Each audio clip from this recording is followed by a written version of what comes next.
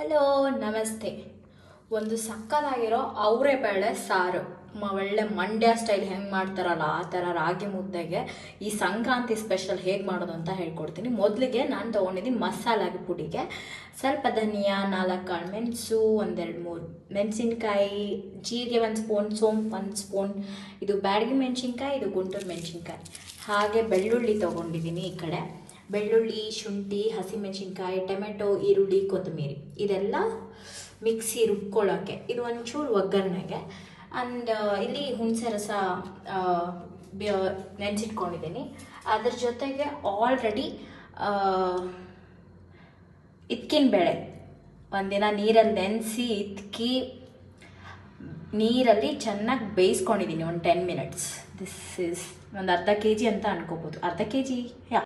So ಇದನ್ನು ಮೊದಲೇ ಪ್ಯಾನಲ್ಲಿ ಸ್ವಲ್ಪ ಬಿಸಿ ಮಾಡಿಕೊಂಡು ಮಿಕ್ಸಿ ಜಾರ್ಗೆ ಹಾಕ್ಕೊಳ್ಳೋಣ.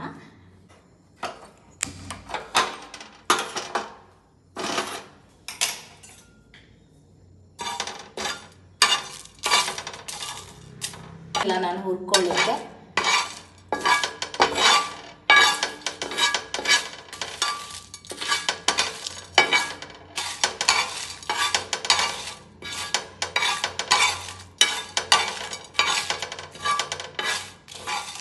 ತೆಗೆದ್ಮೇಲೆ 1 ಸ್ಪೂನಷ್ಟು ಚೂರೇ ಎಣ್ಣೆ ಹಾಕ್ಕೊಳ್ತಿದ್ದೀನಿ.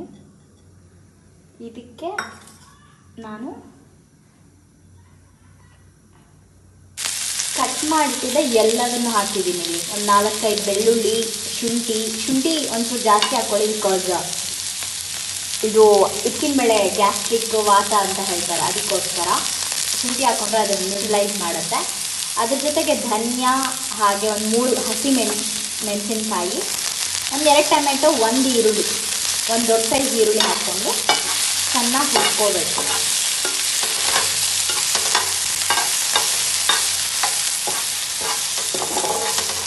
ಅವರೆಬೇಳೆ ಸಾರಿಗೆ ಅಟೆನಿ ಕಾಸ್ಟ್ ತಣ್ಣೀರು ಹಾಕ್ಕೊಳ್ಳೋಕೆ ಹೋಗಬೇಡಿ, ಚೆನ್ನಾಗಿರಲ್ಲ.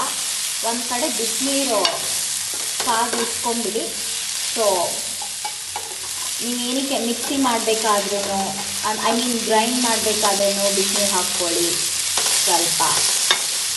ಇಲ್ಲ ಏನಾದರೂ ಬೇಯಿಸ್ಕೋಬೇಕಂದ್ರೂ ಬಿಸಿನೀರೇ ಹಾಕ್ಕೊಳ್ಳಿ ಡೈರೆಕ್ಟಾಗಿ, ತಣ್ಣೀರು ಹಾಕೋಕ್ಕೆ ಹೋಗಬೇಡಿ. ಈ ಥರ ಎಲ್ಲ ಮಿಕ್ಸಿ ಜಾರಲ್ಲಿ ತೊಗೊಂಡಿದ್ದೀನಿ. ಇದನ್ನು ಗ್ರೈಂಡ್ ಮಾಡ್ಕೊಳ್ತೀನಿ ಈಗ.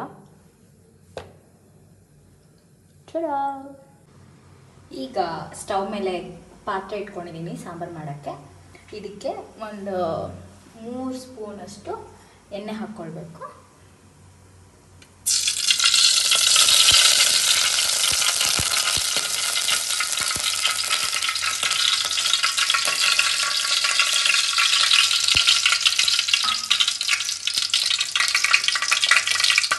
ಜೀರಿಗೆ, ಸಾಸಿವೆ, ಚೂರೆ ಒಂದು ಅರ್ಧ ಅಷ್ಟು ಸಣ್ಣಗೆ ಹೆಚ್ಚಿಟ್ಕೊಂಡಿರೋ ಈರುಳ್ಳಿ ಹಾಗೂ ಬೆಳ್ಳುಳ್ಳಿ.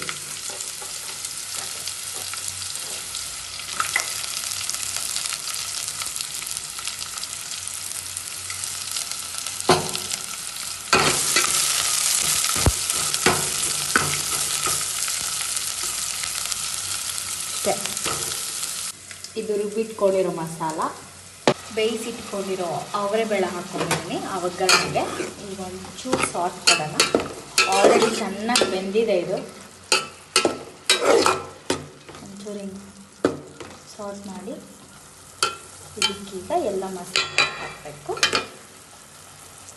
ಈ ಮಸಾಲೆ ಹಾಕ್ಕೊಳ್ಳೋಣ. ಪೇಸ್ಟ್,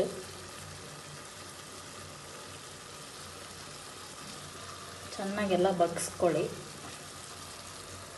ಒಂಚೂರು ಇದಕ್ಕೆ ಬಿಸಿನೀರೇ ಹಾಕ್ಕೊಳ್ಳಿ.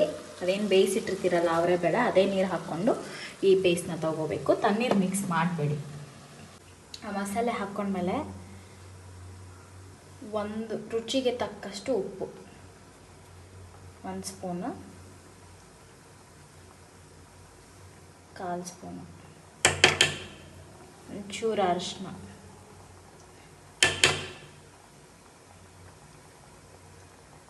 ಮತ್ತು ಮಸಾಲೆ ಏನು ನೆಸೆಸಿಟಿ ಇಲ್ಲ, ಬಿಕಾಸ್ ನಾವೆಲ್ಲ ಆಲ್ರೆಡಿ ಹಾಕಿದ್ದೀವಿ. ಸೊ ಇಷ್ಟನ್ನೇ ಚೆನ್ನಾಗಿ ಸಾರ್ಟ್ ಮಾಡಿ ಇದಕ್ಕೆ ಲಾಸ್ಟ್ ಹುಣಸೆ ಏನು ನೆನೆಸಿಟ್ಕೊಂಡು ಇರ್ತೀರಲ್ವ ಆ ಹುಣಸೆ ರಸ. ನಾನು ಹುಣಸೆ ಕೂಡ ಬಿಸಿನೀರಲ್ಲೇ ನೆನೆಸಿಟ್ಕೊಂಡಿದ್ದೆ.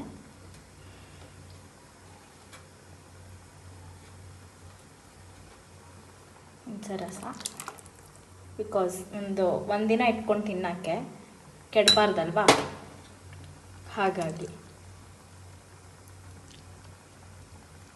ಇದು ಚಿಟಿಕೆಯಷ್ಟು ಇಂಗು, ಘಮ ಬರುತ್ತೆ, ಟೇಸ್ಟ್ ಬರುತ್ತೆ. ಇನ್ನೇನು ಎಕ್ಸ್ಟ್ರಾ ಮಸಾಲ ನಾನು ಹಾಕ್ಕೊಳ್ತಿಲ್ಲ ಇದಕ್ಕೆ. ಕರೆಕ್ಟಾಗಿ ಖಾರ ಎಲ್ಲ ಕರೆಕ್ಟಾಗಿದೆ. ನಿಮ್ಗೆ ಬೇಕಂದರೆ ಖಾರ ಇನ್ನು ಸ್ವಲ್ಪ ಹಾಕ್ಕೊಳ್ಳಿ, ಖಾರದ ಪುಡಿ. ಒಂದು ಅರ್ಧ ಸ್ಪೂನಷ್ಟು ಖಾರದ ಪುಡಿ ಹಾಕ್ಕೊಂಡಿದ್ದೀನಿ. ಆಮೇಲೆ ನಮ್ಮೂರ ಕಡೆ ನಾವು ಯಾವುದೇ ಸಾರು ಮಾಡಿದ್ರು ಸಾಂಬಾರು ಮಾಡಿದ್ರು ಒಂಚೂರು ಬೆಲ್ಲ ಹಾಕೋ ರೂಢಿ. ಸ್ವಲ್ಪ ಖಾರದ ಪುಡಿ ಹಾಕ್ಕೊಂಡಿದ್ದೀನಿ, ಒಂಚೂರು ಇಷ್ಟು ಬೆಲ್ಲ ಹಾಕ್ಕೊಳ್ತಿದ್ದೀನಿ. ಕರ್ಕೊಳ್ಳುತ್ತದ ತಾನಾಗಿ ತಾನೇ.